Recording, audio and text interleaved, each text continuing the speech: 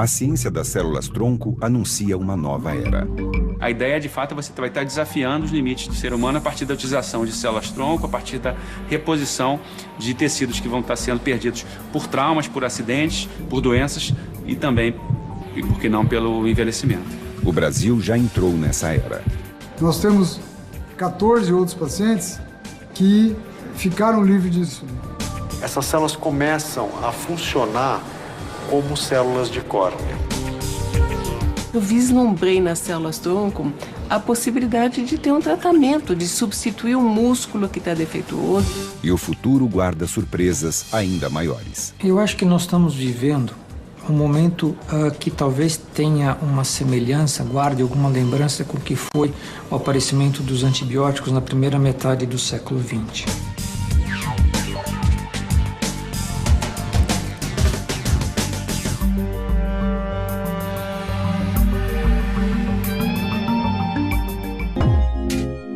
Tudo começou com uma só célula que 9 meses e trilhões de divisões depois transformou-se na forma de vida complexa que é o ser humano. Se depender das previsões dos pesquisadores, as próximas gerações verão um futuro que parece saído de um filme de ficção científica. Um mundo no qual a medicina será capaz de regenerar os nossos corpos. E a chave para a regeneração está em algo microscópico, tão poderoso quanto polêmico: a célula-tronco. Acho que a melhor analogia para começar a perceber o que seria a célula-tronco é pensar num jogo de baralho. Você poderia dizer que tem um coringa que é especial, que serve em qualquer lugar, em qualquer canastra, e esse seria a célula-tronco embrionária, que é aquela célula que consegue dar origem aos 200 tipos celulares que compõem o nosso organismo. Na década de 80, começou-se a trabalhar com células-tronco embrionárias. Existe uma grande expectativa da utilização dessas células como peças de reposição para tratar doenças, traumas e até o próprio envelhecimento. Mas os cientistas ainda têm um grande desafio pela frente. Qual é o segredo? Como é que a célula entende que ela tem que ser célula osso, que ela tem que ser sangue, que ela tem que ser célula nervosa? A gente não sabe, e é isso que a gente quer entender. Bom, essa é aquela pergunta de alguns milhões de dólares, né? Quer dizer, há vários grupos de pesquisa no mundo que estão tentando desenvolver coquetéis ou receitas para diferenciar uma célula-tronco, que pode se transformar em qualquer tecido do corpo, num tecido, num tipo celular específico, né? Porque uma vez que você injeta a célula-tronco no organismo, ela pode se diferenciar num tecido diferente do que a gente quer. Então imagine se você dissesse, olha, eu quero que vire músculo, e ela vira osso. Seria um desastre, né? E a outra preocupação, e isso principalmente com as células-tronco embrionárias, é que elas podem virar tumor.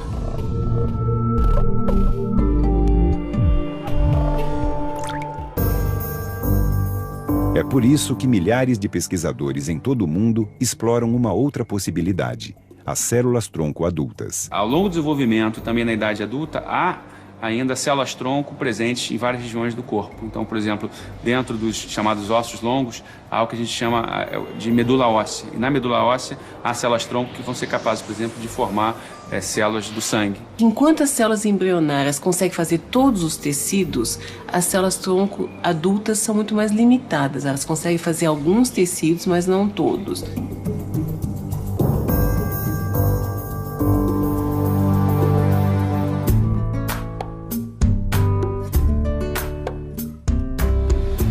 Mesmo com limitações, as células-tronco adultas podem ser a solução para casos até hoje incuráveis, como as doenças degenerativas. Assim que ele começou a andar, comecei a perceber, porque ele caía muito, tinha uma maneira diferente de andar. Eu era uma criança diferente, na frente das outras, né? Tipo, as outras crianças corriam, pulavam, né? Eu não podia fazer as mesmas coisas. Ítalo sofre de distrofia muscular, uma doença sem cura conhecida. Um erro em seu DNA faz com que o corpo não produza distrofina, uma proteína essencial para a manutenção da musculatura. Com o passar do tempo, o doente começa a perder músculos. Oi, Ítalo, tudo bem? Em São Paulo, no maior centro de estudos de doenças genéticas da América Latina, Ítalo foi diagnosticado aos 5 anos de idade. E é aqui também que a geneticista Maiana Zatz luta há mais de 30 anos contra a distrofia muscular. De repente eu vislumbrei nas células-tronco a possibilidade de ter um tratamento, de substituir o músculo que está defeituoso, de substituir as células nervosas que estão se degenerando e tratar essas doenças. E nas doenças genéticas, se você tem um defeito genético nas células, não adianta você regenerar aquelas células porque elas continuam com defeito. Então a gente precisa de fontes externas de células-tronco. Uma das mais avançadas no mundo, a equipe da doutora Maiana Zatz descobriu que a cura pode estar em uma das partes menos desejadas do nosso corpo: a gordura. A célula de gordura é uma célula que, primeiro, ela é muito boa porque a gente tem fácil acesso, né? As pessoas fazem lipo e vai para o lixo, mas o que nós estamos vendo é que, aparentemente, essas células têm mais potencial para formar músculo, né, quando você se exercita, né, que são células-tronco da gordura que viram músculo. Então, talvez elas já tenham essa memória de virar músculo. Aliás, tem, porque nós, quando a gente deixa espontaneamente em cultura, muitas vezes ela já se transforma em células musculares. No Centro de Estudos do Genoma Humano, a gordura é preparada para extrair as preciosas células-tronco. O material vai para pacientes muito especiais. Linhagens de camundongos com distrofia muscular são criadas para que os pesquisadores possam testar se a técnica é segura.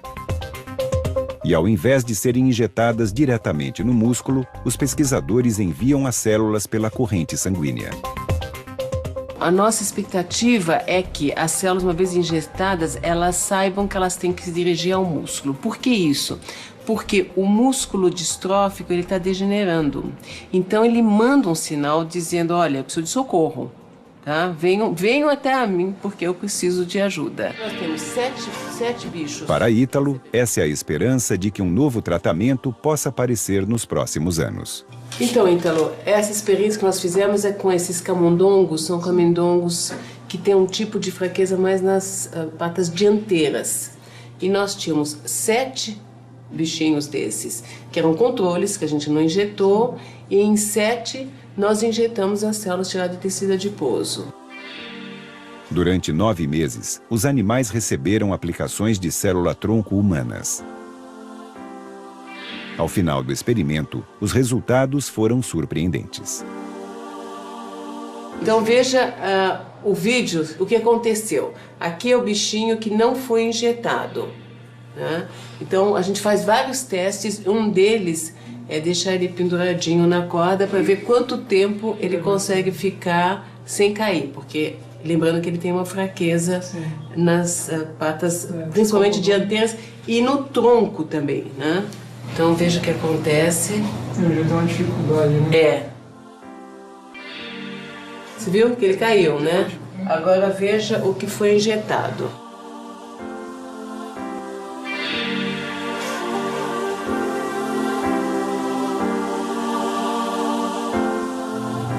Esse já consegue se recuperar, né? Ele solta, mas ele...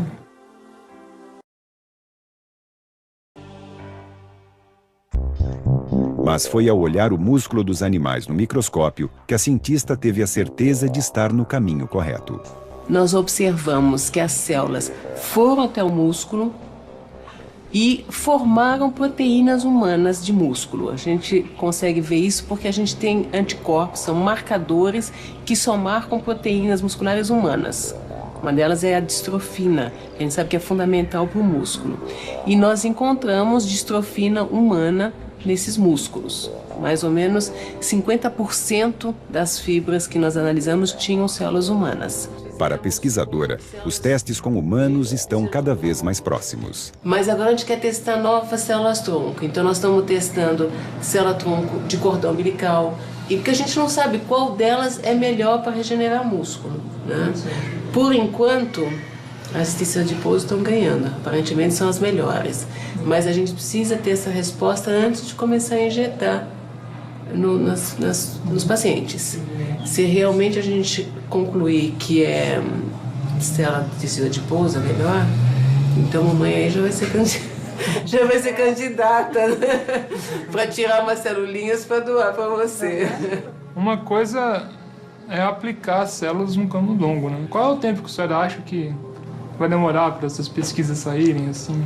Olha, eu acho que se tudo der certo, talvez dentro de 2, 3 anos a gente possa começar a testar em pacientes. Enquanto Ítalo aguarda o avanço da ciência, a vida de outras pessoas já está mudando radicalmente graças às células-tronco.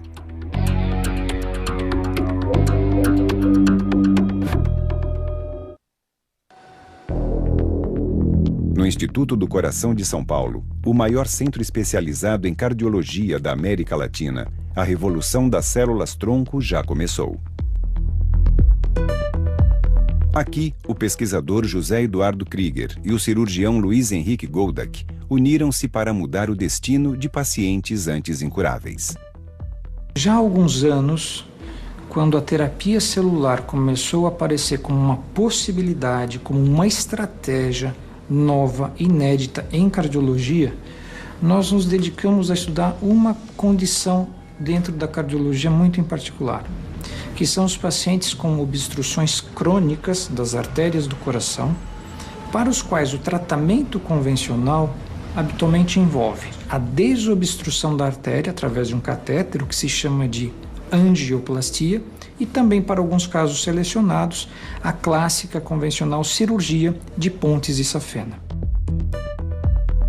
Marco Antônio é um desses pacientes. Com 51 anos, ele já passou por 7 cirurgias para desobstruir seu coração. Até alguns anos, a opção era olhar para esse paciente e dizer: eu lamento, mas não há nada mais que a gente possa fazer para o senhor ou para a senhora, senão continuar a tomar os seus medicamentos. E a solução estava nas células-tronco do próprio paciente.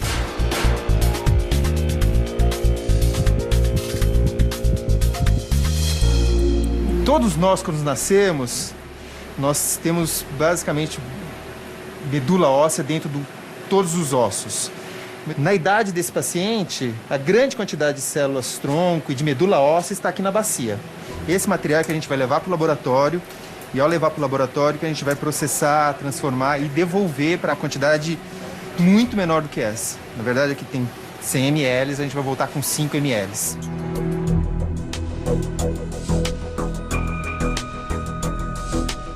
No laboratório, as células são separadas do resto do material.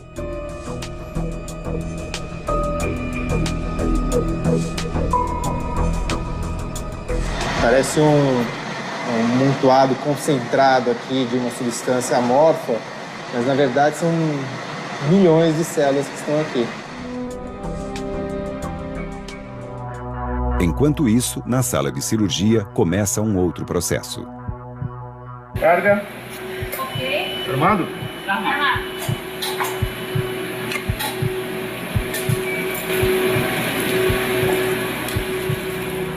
Nós propusemos a combinação da chamada revascularização transmiocárdica a laser à terapia celular. Essa técnica cirúrgica envolve a aplicação dos raios laser diretamente no músculo cardíaco, criando canais de comunicação entre o interior do ventrículo, do coração e o músculo cardíaco.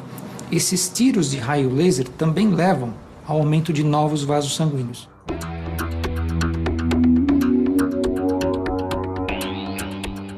Em seguida, as células-tronco são injetadas ao redor do canal aberto pelo laser. Os cientistas acreditam que elas podem acelerar a reconstrução de vasos. Nessa pesquisa, somente metade dos pacientes receberá as células. Os pacientes são separados aleatoriamente em 2 grupos. Eles recebem todos a revascularização pelo raio laser e, adicionalmente, metade desses pacientes receberá células-tronco. A outra metade receberá uma solução que não contém células-tronco, o que nós chamamos de uma solução controle, que nada mais é do que soro fisiológico.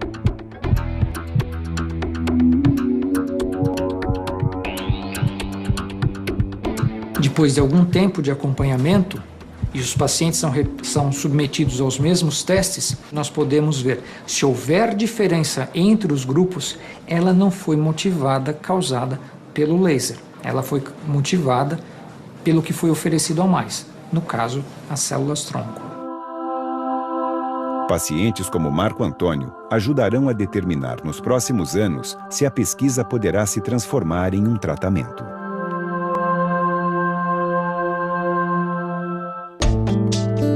Três anos atrás, Leonid Tripak foi um dos primeiros pacientes a participar de uma fase anterior dessa pesquisa. Eu fiz 3 pontes safena, uma de mamária, né?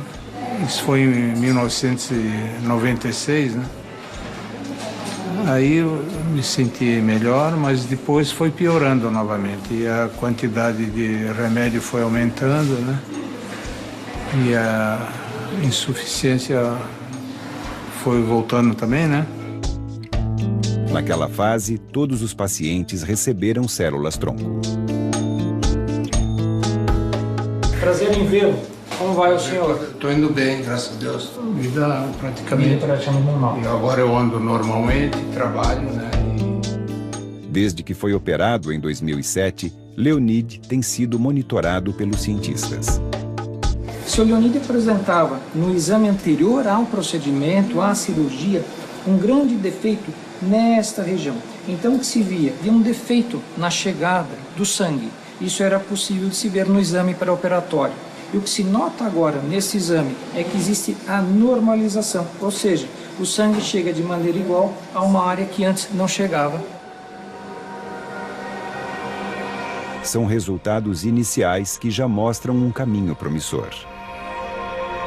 Então, naqueles primeiros pacientes, onde nós sabíamos que eles tinham recebido célula, houve uma melhora do índice isquêmico após o procedimento, até na região que recebeu célula. Então, isto é consistente com a ideia de que a célula teve um efeito. A nova fase da pesquisa será essencial para confirmar esses resultados com a célula-tronco.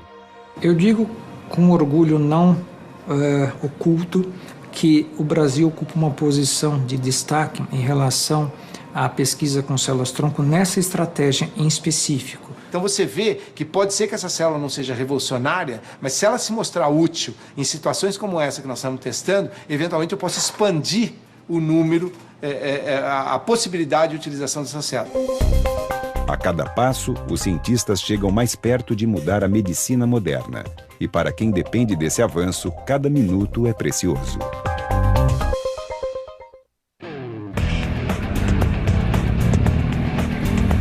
Milhares de pessoas no mundo convivem com situações dramáticas e irreversíveis. Em muitos casos, as células-tronco são a última esperança que resta. Aos 28 anos, o piloto de helicóptero Thales Nóbrega sofreu um acidente terrível. Eu acabei tendo uma fratura na coluna cervical, na altura torácica 12, que me deixou na cadeira de roda paraplégico. Logo que eu sofri o acidente, eu acabei assistindo uma reportagem sobre a China, sobre um novo tratamento com células-troncos embrionárias. Parecia ser a cura com que Thales sonhava. Com poucas regulamentações sobre a pesquisa científica, hoje a China é um dos únicos lugares no mundo onde se aplicam células-tronco embrionárias em seres humanos.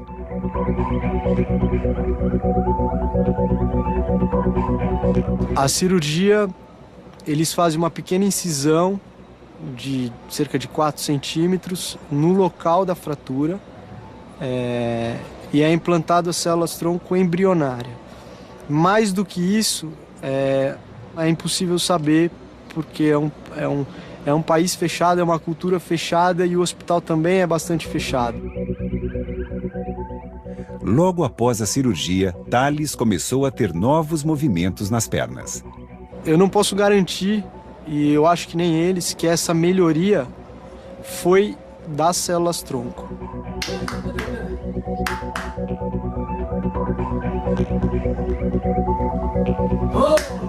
Pode ser uma melhoria por tempo de lesão.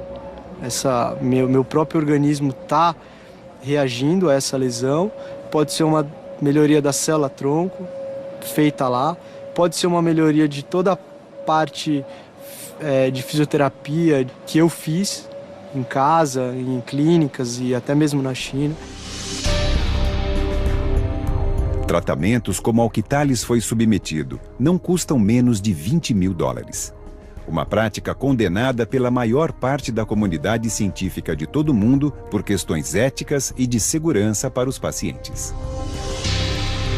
A gente não sabe nem o que estão injetando. Houve um caso de um menino que tinha uma doença degenerativa e ele formou 2 tumores no cérebro. E o que a gente sempre fala para os pacientes, enquanto for experimental, não pode ser cobrado, né? Isso é uma regra de ouro que se faz quando na ética das pesquisas, né? Mas para Thales, existe uma nova esperança. O rigoroso FDA, o Food and Drug Administration, órgão responsável por autorizar o uso de novos tratamentos nos Estados Unidos, aprovou em 2010 o primeiro teste com uso de células-tronco embrionárias em seres humanos. O objetivo do tratamento experimental é regenerar lesões como a de Thales. O passo inédito é de pesquisadores da Geron, empresa americana de biotecnologia que conseguiu tratar lesões cervicais em cobaias animais. Todos esses os relatos em modelos animais são extremamente impressionantes. Quer dizer, você pega uma gama muito grande de doenças, né, de modelos animais que desenvolvem doenças equivalentes às doenças humanas, e você observa um efeito terapêutico muito grande das células-tronco embrionárias. Então, a partir do que foi observado nos modelos animais, que existe toda a expectativa para a aplicação dessas células também na chamada medicina regenerativa.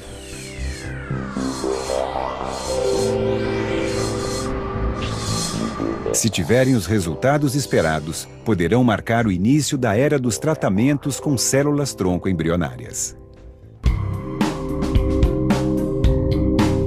No Rio de Janeiro, a equipe do Laboratório Nacional de Células-Tronco Embrionárias, liderada pelo pesquisador Stevens Rehen, se prepara para esse momento. Desde o início dos trabalhos sobre células-tronco embrionárias humanas nos Estados Unidos, já existia a percepção da importância de você conseguir produzir essas células em grande quantidade. Dependendo da doença que se tenta estudar ou que eventualmente vai se aplicar a terapia celular com células-tronco, sabe-se que você precisa, às vezes, de 1 milhão de células, por exemplo, por quilo de paciente. Então, a gente vai estar trabalhando aí, né, numa escala de bilhões de células, se a gente for pensar num teste clínico com dezenas de pacientes. Aqui, o pesquisador começou a montar uma fábrica dessas células. O que nós fizemos foi adaptar o modelo de cultivo em grande escala para a produção de biofármacos agora para a produção de células-tronco.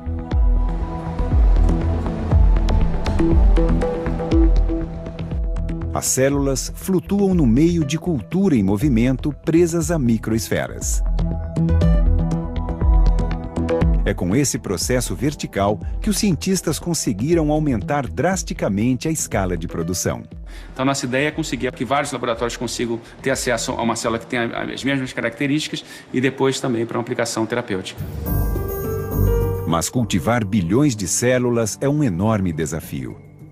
Para que elas sobrevivam, o laboratório precisa replicar exatamente as condições do interior do corpo humano. É quase como se fosse um grande organismo, né? A ideia é que você vai tentar estar repetindo dentro daquele ambiente, daquela sala, as condições de temperatura, de aporte de nutrientes, de glicose, equivalentes ao que haveria num organismo.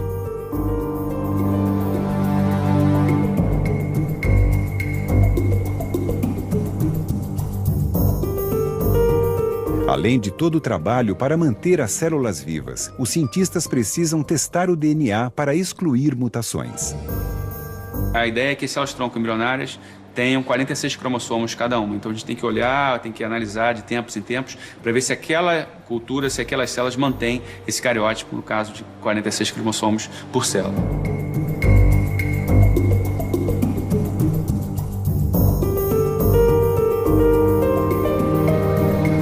O projeto de Stevens é preparar o Brasil para uma nova era. A medicina está caminhando para uma aplicação de células-tronco em diversas doenças. Então não dá para a gente ficar dependente do que está acontecendo, que vem sendo desenvolvido nos Estados Unidos, no Japão, na China, na Europa. Então a gente tem que desenvolver a nossa própria estratégia de aplicação de terapia celular e isso, felizmente, está acontecendo. Centros de pesquisa no Brasil têm acompanhado o ritmo dessa nova era. E um dos resultados mais promissores aponta para a cura de casos de cegueira. Se regenerar músculos ou reverter uma lesão incapacitante ainda é uma realidade distante, na ciência dos olhos, testes com células-tronco já conseguiram reverter casos extremos de cegueira. Quando eu fui para a escola, só sentava bem na frente e ainda mesmo assim eu não conseguia ver. Eu enxergava pouco, só de perto. E enxergava embaçado. Depois dos 5 anos, foi passando os anos, foi piorando. Quando eu saía para os médicos, eu saía com os meus pais e eu não saía de casa, eu ficava dentro de casa. Marcicleide sofre de uma doença autoimune que fez com que seu corpo atacasse as células-tronco responsáveis pela manutenção natural da transparência de sua córnea.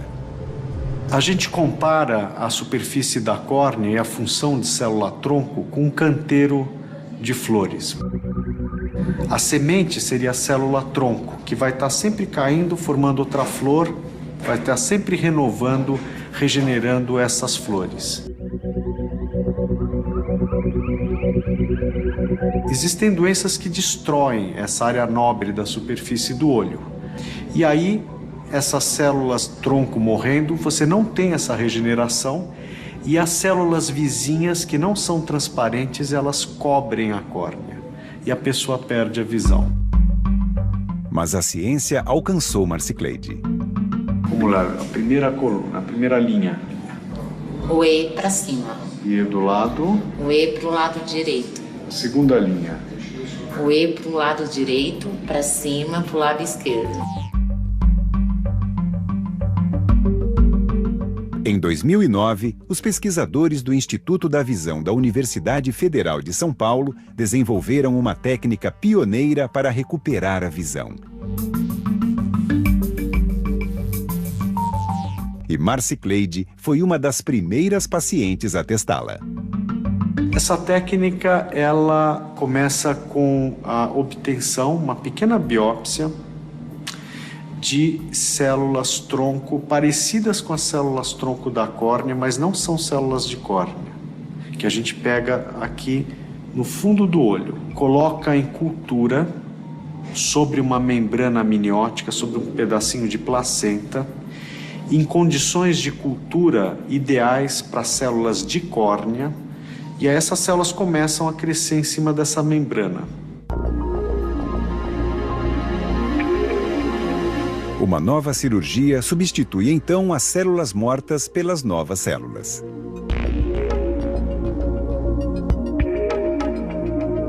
A hora que você coloca essas células tronco, parecidas com as células da córnea, na córnea, que tem um ambiente sem vasos, com lubrificação, essas células começam a funcionar como células de córnea. O resultado da Marcicleide foi muito bom, né? Quer dizer, ela recuperou a transparência da córnea e quase 50% da visão. Ela está com uma visão muito boa para o problema que ela tem. O próximo passo dos pesquisadores será ainda mais ousado. Seria uma situação, vamos dizer assim, parecida com a da Marcicleide, mas em pacientes que não têm nem essas células vizinhas da córnea que a gente utilizou da Marcicleide. Então, pacientes que têm uma lesão não só da córnea, mas também da conjuntiva, dessa parte que cobre o branco do olho. E para conseguir isso, José Álvaro encontrou uma parceira no Instituto Butantan da Universidade de São Paulo, Irina Kerkes. A pesquisadora russa, radicada no Brasil, descobriu uma alternativa nos dentes de leite das crianças. Pois dentro da polpa desses dentes existem milhões de células-tronco. Então, nós mostramos que a célula de polpa de dente e a célula límbica, ela é praticamente a mesma coisa, tá? Que ela é muito parecida com a célula tronco límbica do olho. É aquela célula tronco que normalmente se encontra no olho para reconstruir, tá?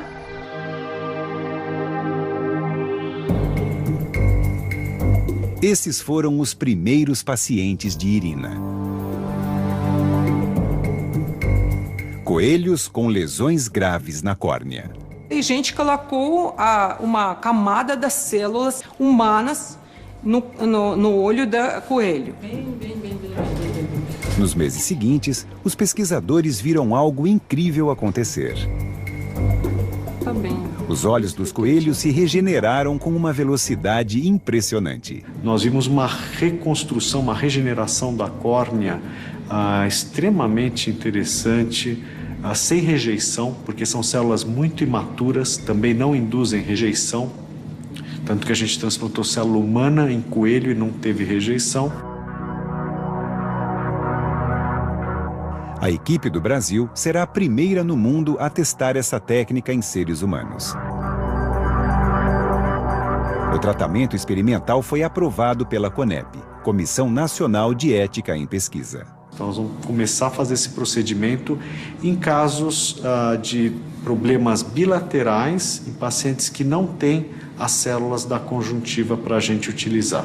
E nós estamos desenvolvendo também tecnologia de terapia celular para a reconstrução de outras camadas da córnea e também utilizando a célula da polpa do dente de leite para ver se ela se diferencia em célula para talvez regenerar outras áreas do olho, áreas nobres, como por exemplo a retina. Mas nenhuma descoberta da ciência brasileira impressionou mais o mundo do que o uso de células-tronco para o tratamento da diabetes. Em 2009, os olhos do mundo se voltaram para um tratamento experimental que uniu quimioterapia à aplicação de células-tronco para tratar uma doença sem cura.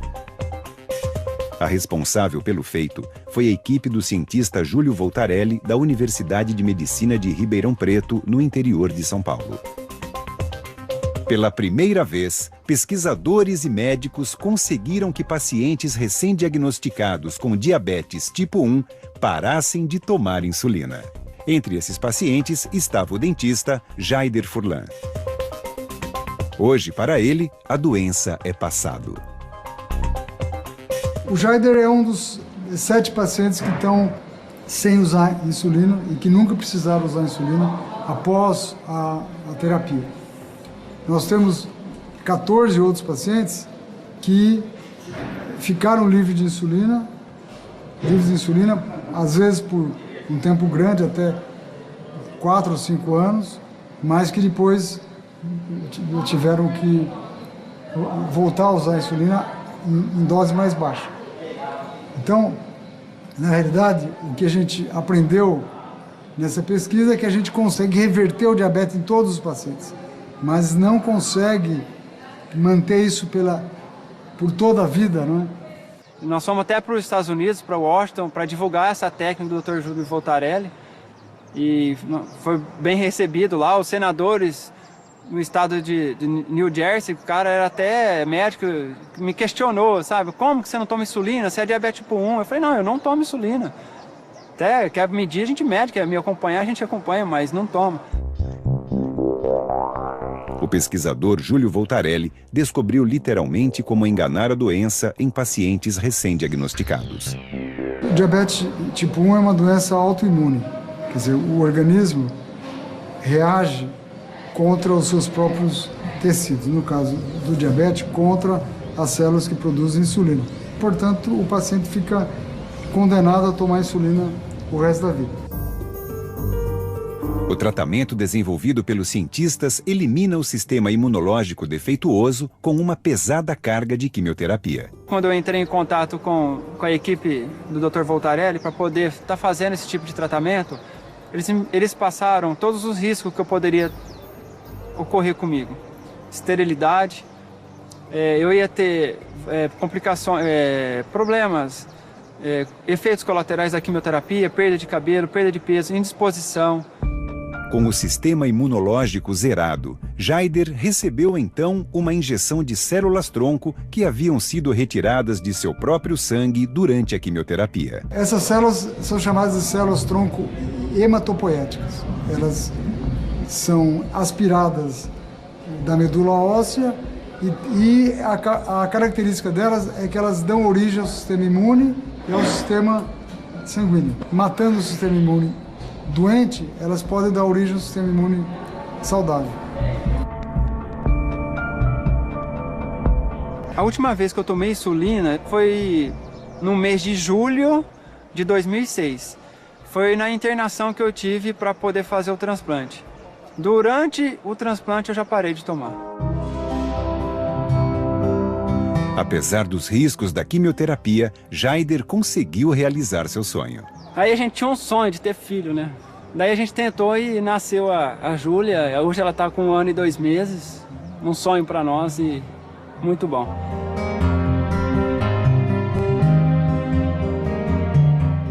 Apesar do resultado ter sido muito bom, não é o tratamento ideal. Nós queremos um tratamento que seja mais light e que mantenha a resposta por mais tempo. Por isso que nós optamos por uma outra forma de tratamento, usando um outro tipo de célula que é chamada célula-tronco mesenquimal. O pesquisador quer eliminar a etapa mais agressiva do processo, a quimioterapia. A chave está em usar células-tronco da medula óssea de um paciente não diabético e cultivá-las em laboratório. Essas células-tronco são reinfundidas no paciente pela veia e a ideia é que essa célula vá, suprimir a resposta autoimune contra o pâncreas e, portanto, dispensar o uso de quimioterapia. A equipe do Dr. Voltarelli pode estar prestes a mudar a realidade de uma das doenças que mais cresce no planeta.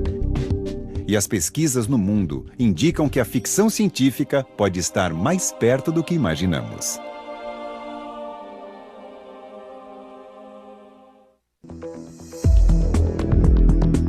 Curar o diabetes, a cegueira,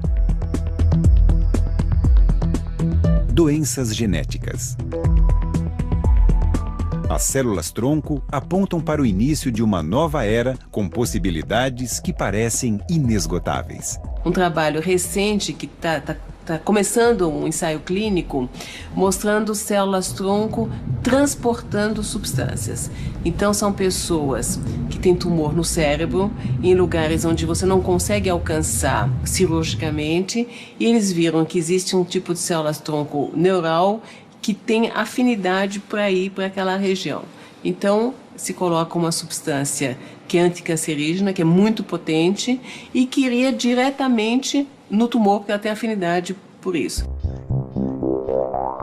Neste universo microscópico, a cada dia surgem novos caminhos, como criar células-tronco a partir de células comuns. Um pesquisador japonês, Shinya Yamanaka, ele conseguiu reprogramar células adultas, células da pele, em células com características das células-tronco embrionárias. Essas células são chamadas células-tronco de pluripotência induzidas, são conhecidas pelo acrônimo IPS. A nova técnica permite que uma simples célula da pele possa se transformar em gordura, músculo ou até um neurônio.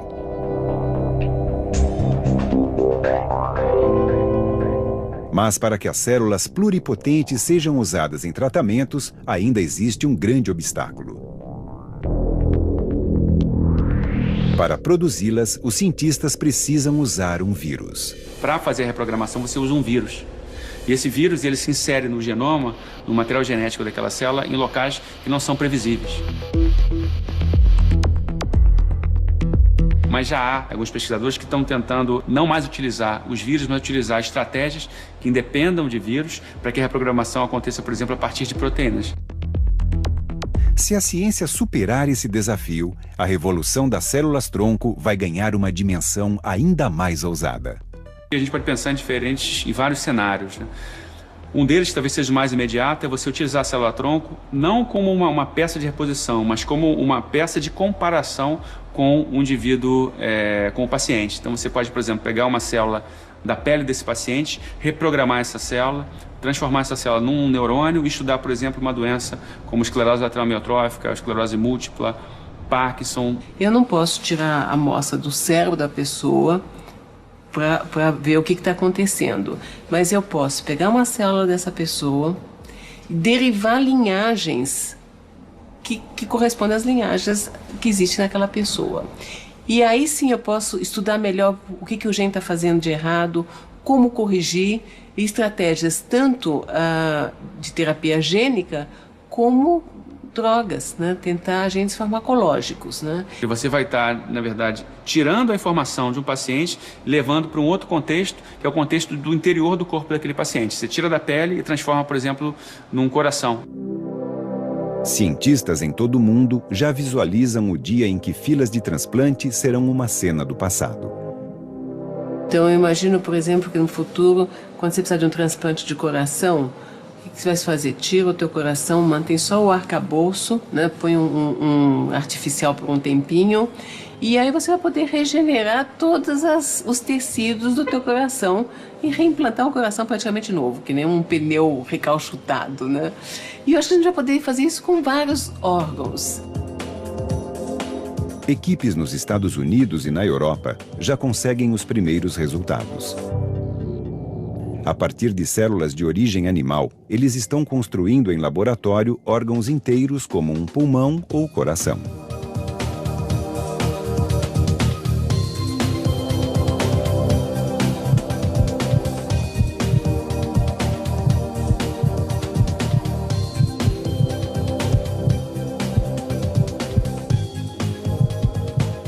Se você for pensar, sempre a biologia vai estar avançando os limites do conhecimento. E sempre a sociedade vai ter que lidar com esse avanço e discutir se aquilo é bom ou ruim para a sociedade, né? Existem daí as implicações, por exemplo, de países que permitiram a sua utilização ou não.